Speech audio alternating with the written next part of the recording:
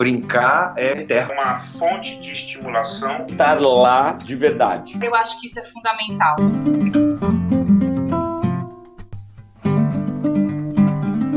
Olha esse livro aqui. Todos dizem que criança não trabalha, com brinquedos cacarecos toda a tralha, ela leva a sua vida só na flauta. Faz bagunça, mexe em tudo essa peralta, mas brincando só alegria é o que ela espalha. Com palhaço de rabeca e com boneca, com carrinho, com peão e com peteca, vira o mundo e parece que nem cansa. E que fique a brincar essa sapeca, pois brincar é que é trabalho de criança. Finge que é doutora ou enfermeira e fingindo passa assim a tarde inteira. Ela treina para um futuro que virá. Vai levando sua infância até a fronteira de um adulto em que se transformará. Isso eu sei, pois sou a fada das crianças. Estou plena de alegrias, confianças, por saber que esse porvir já está perto e acompanho esse mundo de esperanças com a certeza de, no fim, tudo dar certo. Porque é isso mesmo, a gente não entende que todo o jogo que a gente faz a vida inteira é um jogo, é trabalho, sim. Você está aprendendo, e está raciocinando, e está... Realmente, a criança que não tem essa chance, é o que enchem de curso, vai fazer curso, vai estudar língua estrangeira aos 2 anos de idade, tem que fazer balé, judô, não sei o que lá, sabe? Então, a criança não tem tempo para ela. Sem brincar, você não vive. Aliás, até adulto a gente brinca. Às vezes, eu estou fazendo agora um livro muito difícil, mas muito trabalhoso na parte de ilustração, e a minha mulher chega e fala assim: mas você só não para de trabalhar. Eu não estou trabalhando, estou brincando. É brincadeira, eu estou me divertindo. Sabe? Quando você faz o que você ama, você não está trabalhando, você está se divertindo. Eu estou brincando, eu continuo brincando. Eu tenho um querido amigo, um grande ilustrador, que me falou assim, eu tenho mais ou menos a minha idade, o Eliardo França, que ele disse: sabe, Pedro, quando eu era criança, eu ficava desenhando. Passava todo o tempo desenhando. E eu nunca trabalhei. Até hoje eu faço isso. Nunca trabalhei na vida. Ele é um estupendo ilustrador de livros, né? E ele continua, ele não trabalha. Eu não trabalho, eu só desenho. E eu imagino que a sua esposa deva, de vez em quando, bater na porta e falar assim: Pedro, está na hora de alguma coisa. Porque o tempo, quando a gente está brincando, é outro tempo. É outro tempo, eu posso ficar e esquecer. Está na hora do almoço. Puxa, já? Entendeu? Porque eu estou brincando, aqui eu estou brincando contigo. Estou batendo um papo, brincadeira com uma amiga, entendeu? Para ver o que você pensa, você vê o que eu penso. É uma brincadeira, sabe? Não é trabalho. Aliás, uma vez uma pessoa me perguntou assim, numa Bienal: mas o senhor só escreve e não trabalha?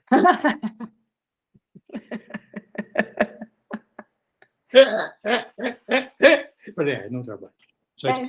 Que bom que é assim. Que bom que é assim. Que maravilha que se todos pudessem falar a mesma coisa, né? Você sabe o Garrincha, aquele grande jogador de futebol? Ele jogava futebol, aí acharam que ele era bom, levaram ele para o Botafogo. Ele fazia um teste. Claro que ele arrasou no teste. Falaram: agora vai falar com aquele diretor aí para acertar o seu salário. Salário? Que salário? Para ver quanto você vai ganhar. Vocês vão me pagar para jogar bola? Pedro Bandeira brincava quando era criança? Pois é. Eu fui um menino muito solitário, porque eu só tinha 2 irmãos muito mais velhos. Então, depois da escola, eu chegava em casa e brincava sozinho o tempo todo. O tempo todo. Jogava botão comigo mesmo. Aí tinha a história do D'Artagnan, arranjavam uma varinha e ficava lutando espada contra o espelho, sabe?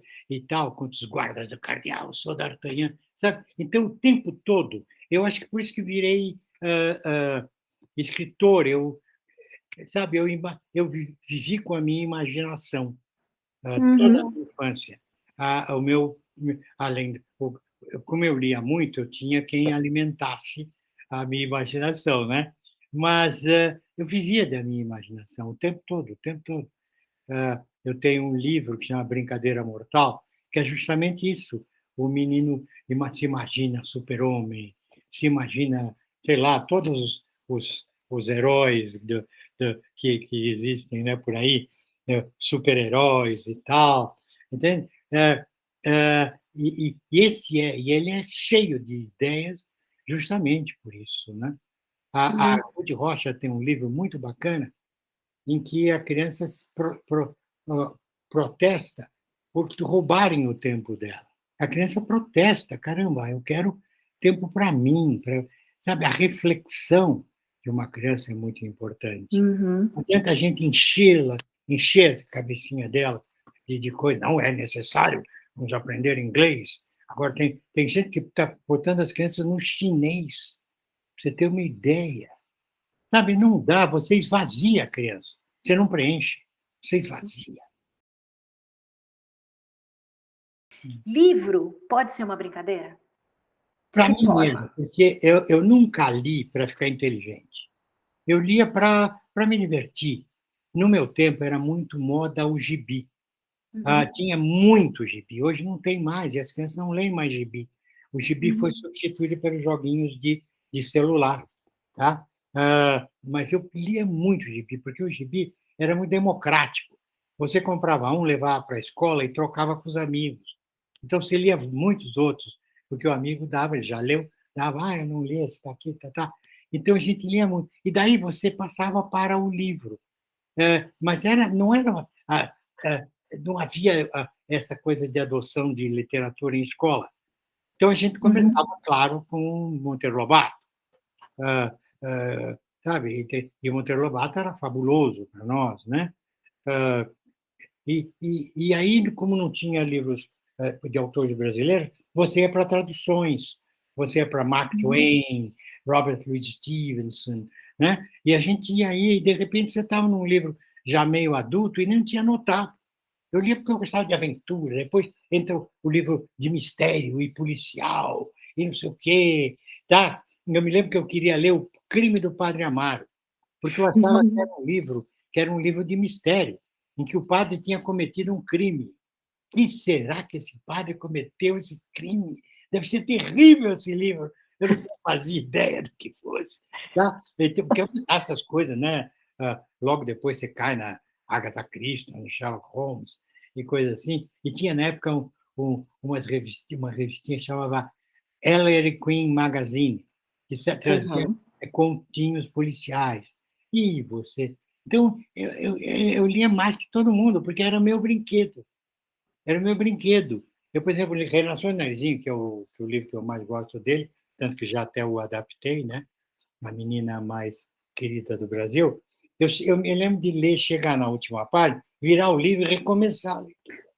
É ler o livro em círculos. Porque, é claro, cada vez que você lê, você imagina, e tudo isso é imaginando, fazendo o cenário, imaginando tudo aquilo. Sabe? É muito importante. Aliás, a leitura obrigatória, do tipo, não, este livro é bom para a sua idade. Leia. O bom para a idade é o que ele quiser, é o que ele escolher. Tá? Ele que sabe, ela que sabe. Sabe, deixa vários à mão dele. Educação não é um problema da escola. Educação é um problema da família. A escola entra tarde demais na vida da criança. Entra tarde demais. Tá? Até os 3 anos de idade, toda a personalidade humana já está formada. Você é o que você já era aos 3 anos. Depois você foi aprimorando, acrescentando coisas, mas você é o que era. Porque, entendeu? Então, é a família que tem que ver. É a família que tem que comprar livrinho para os filhos. Botar sempre, antes de dormir, você chegar e ler o livrinho junto com a criança, desde que ela é um bebê. Tá? E porque nós não temos, nós brasileiros, esse costume.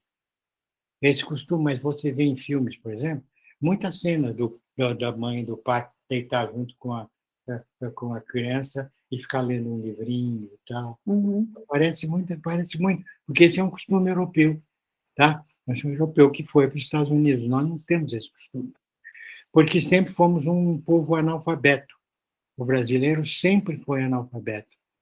Muito recentemente nós temos escola para todas as crianças. Nós não tínhamos isso. Quando eu estudei, metade da população era absolutamente analfabeta. O analfabeto funcional, né?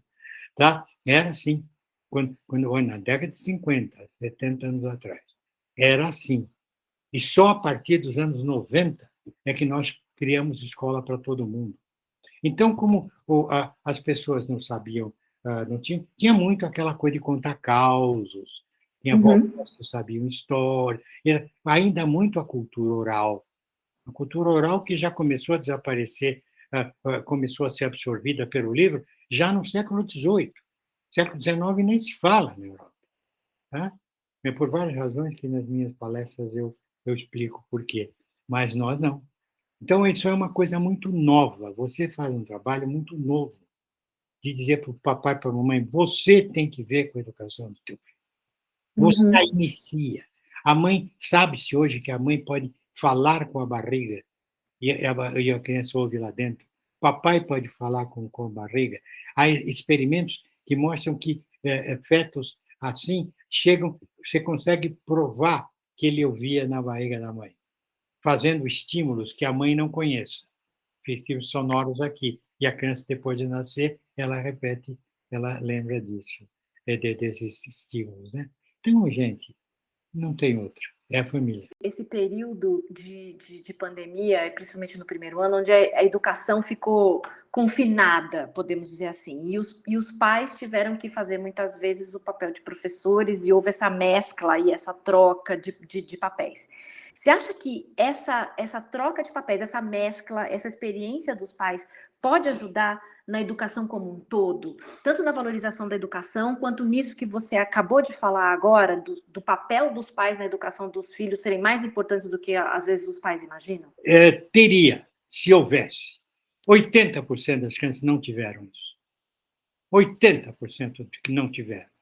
Sabe? Ou por falta de costume, ou que papai trabalha o dia inteiro, mamãe trabalha o dia inteiro, e a criança ficava na televisão, se tinha televisão em casa, televisão todo mundo tem.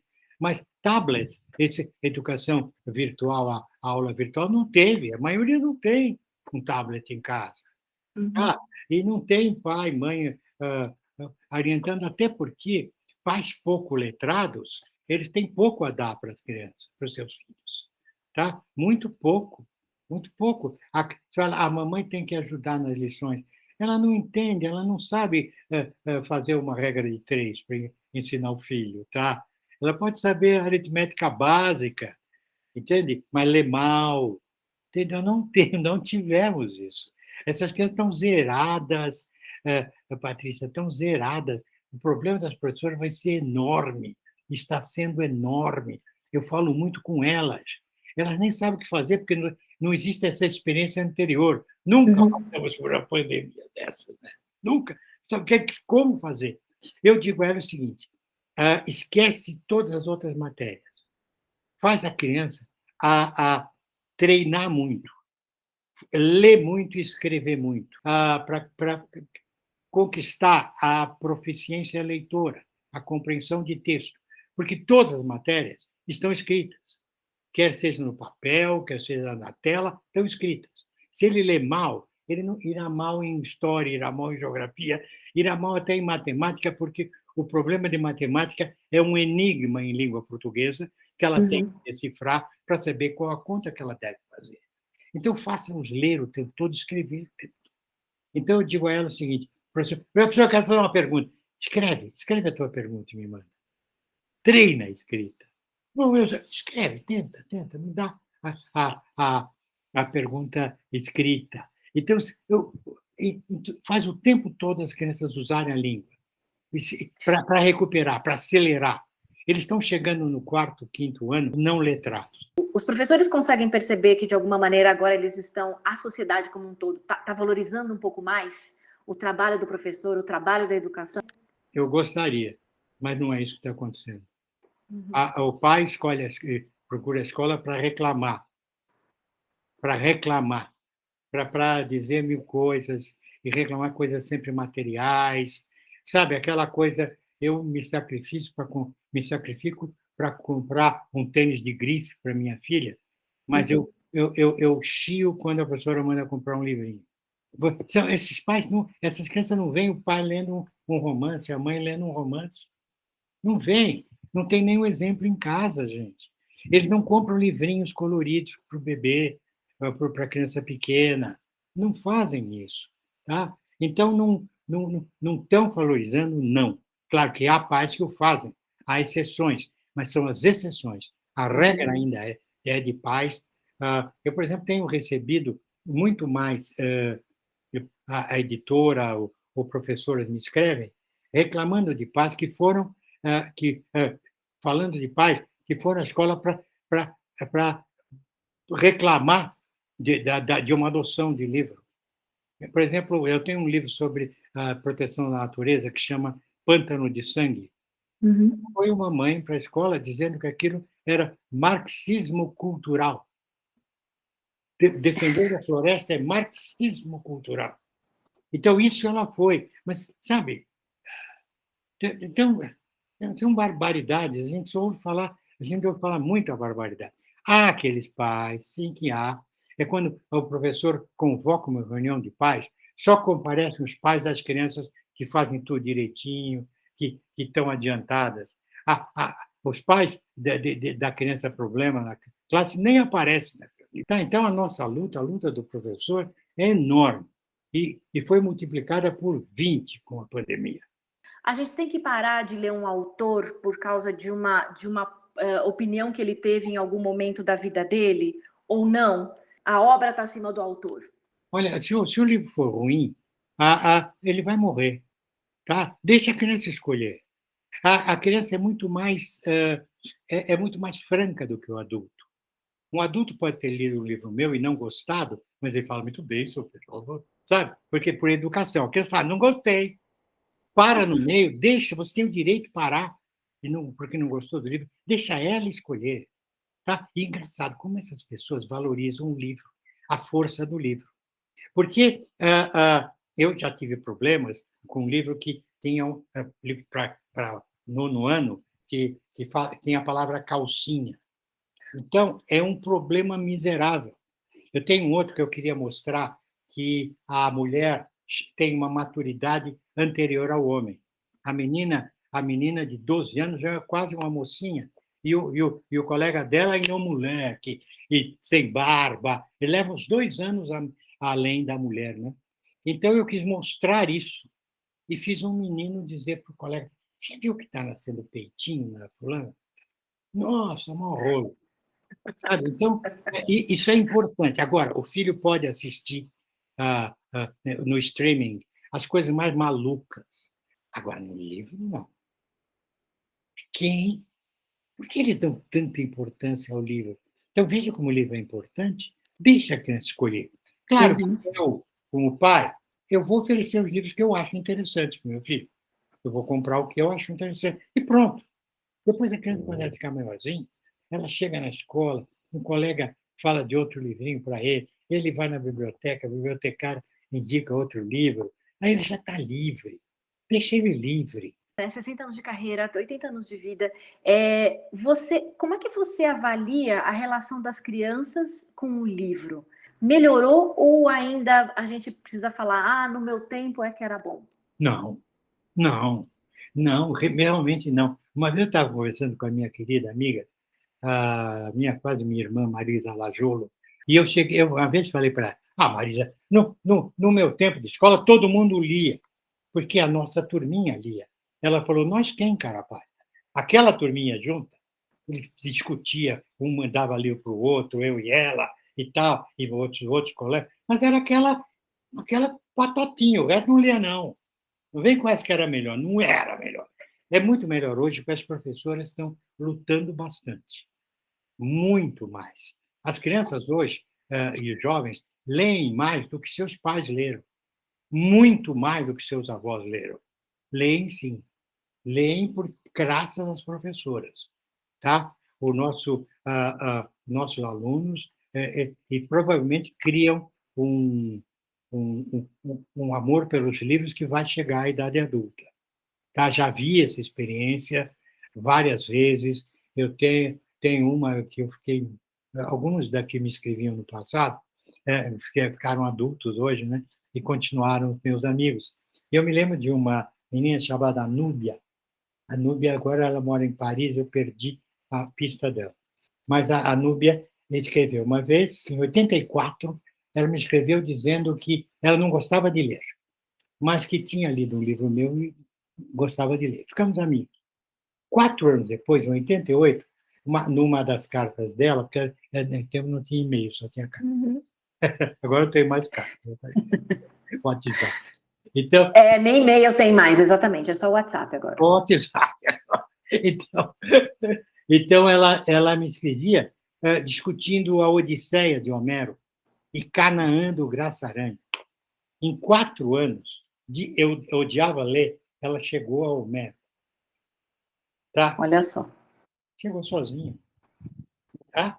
Entende? Então, muitas dessas crianças realmente tornaram-se bons leitores, a partir do estímulo da escola.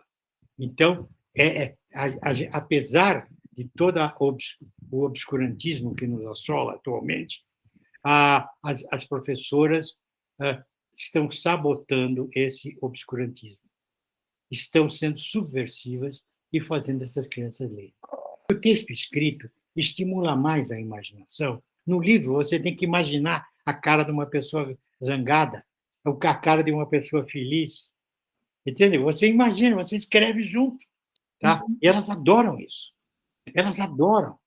Sabe? Eu, por exemplo, nos meus livros juvenis, eu não deixo que os personagens sejam ilustrados, tá? Para não quebrar o leitor, sabe? Pô, mas não é assim que eu imaginei o personagem. É assim que o desenhista imaginou. Ele é tá? Então eu prefiro só umas vinhetas para enfeitar a página, mas não pôr a cara dos personagens. Eu tenho uma carta muito antiga que me emocionou demais, uma carta de uma menina de Brasília, que gostava muito de um livro romântico que eu tenho, que chama A Marca de uma Lágrima, que a personagem chama Isabel. Pedro, eu gostei do seu livro, mas eu tenho uma bronca. Por que a Isabel não é negra? Eu sou negra e nunca me vejo nas histórias. Eu disse, meu amor, eu não disse qual era a cor dela. Era uma menina apaixonada. Qualquer menina, toda menina. Agora, ela está tão acostumada a ser escanteada, a ser excluída, que ela nunca se vê num herói entendeu? Do livro. Mas por que a pessoa tem que ter? Que cor ela tem? Ela não tem cor, ela tem um coração, um cérebro. E é sobre isso que eu escrevo, sobre as emoções das crianças. Pedro, você falou que você escreve sobre as emoções das crianças, né? Como é que você vê hoje as crianças tendo o direito de expressar as suas emoções, tendo o direito de entender as emoções que elas têm e não serem taxadas direto de é birrento, é mal educado, é difícil? Bem menos do que eu gostaria. Eu acho que a literatura, a arte, fala sobre as emoções humanas. Por isso que Shakespeare é vivo até hoje. Ele não escreveu sobre o tempo dele. Ele escreveu sobre o amor impossível, sobre o ciúme, sobre a cobiça, sobre a inveja, sabe, sobre a traição. Isso sempre existirá. Ele sempre existirá. Você se emociona até hoje com uma peça do Shakespeare, que escreveu sobre emoções. Eu fico, sabe, até hoje esse livro aqui, Dom Casmurro, é imortal. Por quê? Porque ele fala de emoções humanas. Então, essa é a minha ideia. Se você não importa, às vezes tem alguns livros meus que foram escritos antes do celular e os personagens vão num orelhão, botam uma fichinha para telefonar para o outro. Mas não é sobre celular o livro, é sobre emoções, sobre raivas, paixões, entende? E cada livro meu é assim. Tanto que meus livros de poesia, como esse que eu mostrei para você, as poesias são sempre escritas como se fosse uma criança escrevendo. Eu não faço um livro de uma poesia para criança com coroa escrevendo. Não, é poesia assim, vou para a casa da vovó, todo mundo briga comigo, entendeu? Então, é ele falando. Tá? Então, eu deixo ele fazer birra, deixo ele falar, meu irmão menor é muito chato, mas também não briga com meu irmão, eu posso brigar, você não. Você acha que essa sua forma de escrever a poesia com as emoções ajuda a criança a se aproximar desse gênero literário? Eu, particularmente, sempre achei a poesia muito difícil quando eu era criança, muito chata, vou ser bem sincera. Muito. Só depois de adulta que eu fui aprender a gostar de poesia. Porque não era poesia para você. Você vê Bilac fala assim, ama com fé e orgulho a terra em que nasceste, viu? Não apanha. Nunca verás um país como esse. Pô, com imperativo para a criança. Isso não tem nada. Ele achava que estava fazendo poesia para criança. Não estava. Então, as poesias dele são mais políticas. Eu trato mesmo as emoções deles. A minha tia Madrona vive no cabeleireiro para fazer um penteado, passa lá o dia inteiro. Logo que volta para casa, continua a se arrumar. Senta-se à penteadeira e começa a se pintar. Bem atento e com capricho, olha firme para o espelho. Pinta os olhos de cor roxa e a boca de vermelho. Com a pinça tira pelos, enche a cara de poeira, pinta de rosa a bochecha e sorri toda faceira. Mas o que eu não entendo é para que tanto se estica. Pois se é para ficar bonita, por que ela não fica? É isso. Então, a gente é mal comportado. Não. É falando na psique da criança. Eu tenho que entrar na psique delas e dar alimento para as emoções delas. Poesia e emoção. Então, tem que ser a emoção do meu leitor, não a minha. Não a minha. Por que eu vou botar a minha para ele? Ele não está nem interessado num velho como eu. Porque... E sem medo de falar de emoções reais, né? A gente não precisa só falar que tudo é feliz e tudo é alegre e tudo tem que ser contente, né? Claro, não tem, não. Tem que ter raiva, tem que ter ciúme, é normal. Normal que você tenha, mas você tem o direito de errar. Eu tenho um livro que chama Ciúme, onde é uma menina ultra ciumenta e ela sacaneia muito a colega, que ela quer ganhar o namorado da colega. Só que eu não a puno no fim. Ela tem o direito de se arrepender. Quando você é jovem, é criança, você tem o direito de errar. Quando adulto, não dá. Se você erra como adulta, não é difícil dar a volta por cima. Mas um adolescente pode dar a volta por cima. E como é que o autor Pedro Bandeira e a pessoa Pedro Bandeira se adaptou aos tempos modernos digitais, com seus interlocutores vendo você pelo Instagram, ou pelo YouTube, ou pela telinha? Bom, eu não seria capaz, mas o meu filho me fez entrar. Ele é técnico, então aí eu entrei. Quando entrei, eu até perguntei: o que é Instagram? Eu não sabia o que era Instagram. O que é podcast? O que quer dizer podcast? Entendeu? Aí ele botou e ele vem e me filma e bota as minhas coisas lá. Então, e foi muito divertido, porque você se atinge mais gente. Então, muita coisa mudou para melhor. Mas a gente sonha sempre em nunca parar de mudar. Nós não podemos parar de mudar. Nós temos que continuar mudando, continuar caminhando. Tem aquele poeta que diz: caminhante, não há caminho, faz-se o caminho ao andar. Caminante, não há caminho, se hace el camino al andar. Você, ao andar, você abre os caminhos. Então, você nunca pode parar. Então, essa coisa do conservador. O conservador é um cara que tem um poder hoje. Então, ele tem medo. Se mudar, eu perco poder. Então, eu quero me conservar como tal. Tá? Não dá. A gente tem que aceitar o novo. Eu tive que aceitar as tecnologias novas, tudo. Tá? Eu não sei se você se lembra que há muito tempo existia uma coleção de figurinhas, na verdade, um álbum que se chamava Amar é. E tinha dois menininhos ali, tinham várias frases. Amar é isso, amar é aquilo. Desculpe, mas o Amaré eu que fiz, tá? Eu era diretor da Abril nessa época. Nessa época, então você conhece muito. Eu adoro esse Amaré. Amaré. Amaré.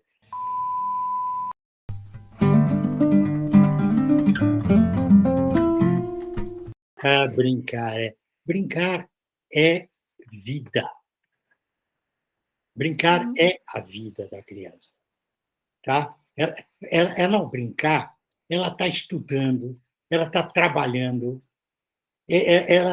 sabe, ela está construindo a si mesma. Então, é muito importante brincar, inclusive sozinha ou com colegas. Tá? Ou, quando ela brinca com colegas, ela vai trabalhar, é um trabalho de equipe. É um trabalho de equipe. O brincar sozinha é a tese de mestrado dela.